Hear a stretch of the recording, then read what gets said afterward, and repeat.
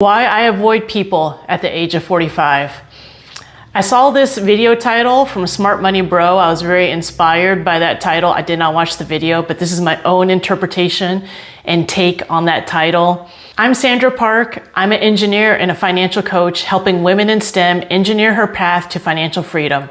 On this channel, I talk about everything from building a budget to building wealth. One thing I find is I used to compare myself to other people a lot. Some of that was through my social media usage, scrolling Facebook and being on Instagram. This is another reason why I avoid certain social platforms where it's the doom scrolling, it's the comparison.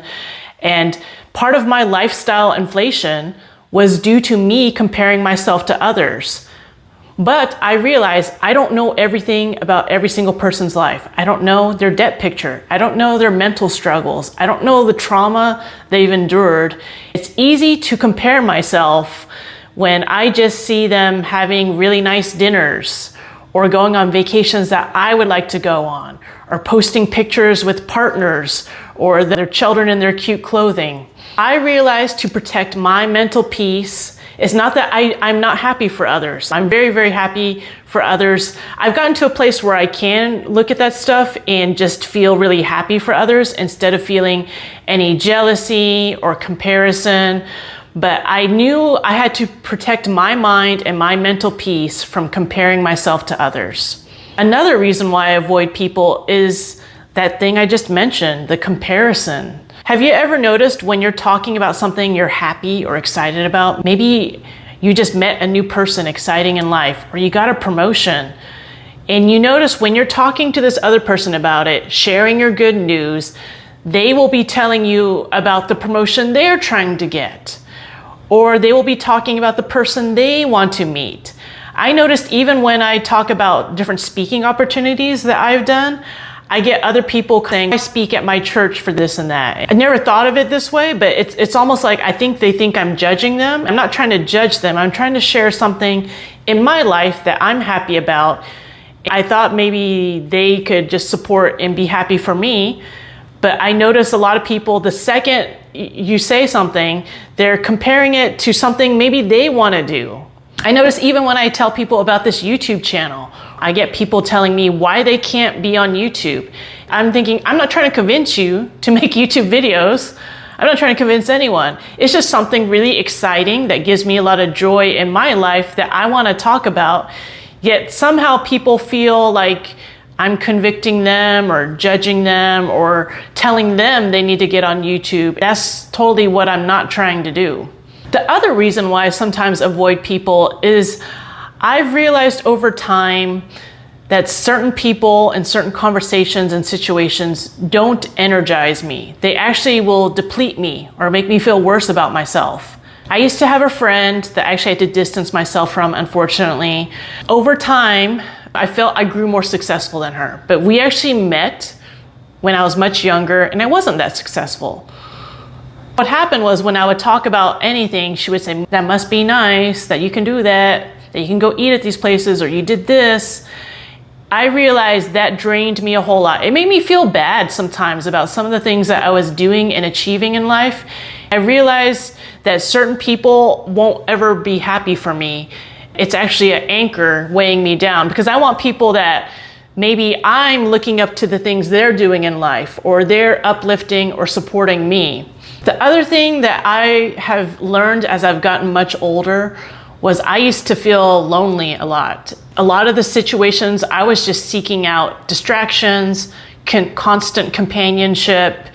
I felt I couldn't be alone with my thoughts. I couldn't even spend a day at home by myself without constantly trying to go out and go to all these places and do all these things and call all these people or be on social media or text all these people. And over time, I've learned how to be, and solitude is very different from loneliness. Solitude is intentional. Solitude is my time to recharge, to actually think, to sometimes do nothing of any value.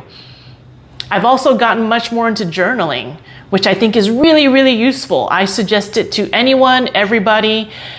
As an analytical person, I can really get in my head and I can ruminate and I can have all these thoughts and I can keep thinking and thinking about these things. When I journal, even though they're not the most eloquently written thoughts, that's not the point. It's to get my thoughts out on paper. There's a beauty in organizing and putting your thoughts out on paper. Just the other day, I was ruminating and thinking about a lot of different things that had happened throughout the week. It was actually disrupting my sleep quite a bit. I wasn't able to sleep all throughout the night. I'd wake up and think about it. I journaled about it last night, and my sleep score this morning was 97%. It really pays off. It pays off to get these thoughts out on paper, out of my head. When I was younger, I didn't understand that being alone good for me sometimes. Also, the other thing I think people should understand about themselves, this is just for me. I used to think I'm a bit of an introvert. I do get energy from people and situations, but it's when it's intentional situations that I want to be in and people I want to be around that help refill and energize me and pour into me. That is when I do best. I'm not really great at really huge gatherings. I really like situations when there's maybe 2 or 3 people. I like having deeper, longer conversations. It's not even so much about what we're eating or what we're doing sometimes anymore. Whereas when I was younger, it was more about the activity, who was gonna be there, what was I gonna wear, what type of food was gonna be at the event, were there gonna be some drinks. Now it's much more about these deeper, slower, longer interactions with people and with less people, but getting past some of the superficial. As I do think there are times that you level up in life, and sometimes some people have to fall away, unfortunately. And as I've been on this journey of being a self-employed business owner, I realize there are some people who don't want to come on this journey with me, and that's okay. I also realize that it's important to find your tribe of people. I used to be one of those people that always complained that I was always left out, that I was an outsider, that where's the other single moms, or there's no Asian Americans at this place, or I'm the only woman on this team at work. I realized over time, you have to be proactive. You have to seek out the people you want to be around and be very intentional about who you are with. If you've ever heard the Jim Rohn quote about the 5 people you're around influence you the most, I know I'm paraphrasing it, but most people know what that quote is. But my whole point is, be very protective of the people you're around. If you're around negative, complaining people, what do you think you will become? If you're around people who like to gossip or watch a lot of reality television or create all this drama, what do you think that will pour into you? It doesn't matter how old we get, we're influenced by people. Of course, when I was younger, I was far more influenced by others. Now I'm a bit more discerning and wiser, and I'm more of my own person. I've come into who I am. But you have to guard the inputs into your mind, and that starts with the people you're with. I'm not saying to be a hermit, and this is not about don't go out and don't hang around any people because this is all about saving money. This is more about the mental mindset and being careful about the type of people that you're around and being intentional with who you choose to spend your time with. Your time and energy are the 2 most valuable resources on this earth that you can never replace. Think about where you put your attention and who is giving you attention. Well, if any of this resonates with you, please let me know in the comments. I know it was a bit rambly, but thank you so much for letting me share my thoughts about why I avoid people at the age of 45.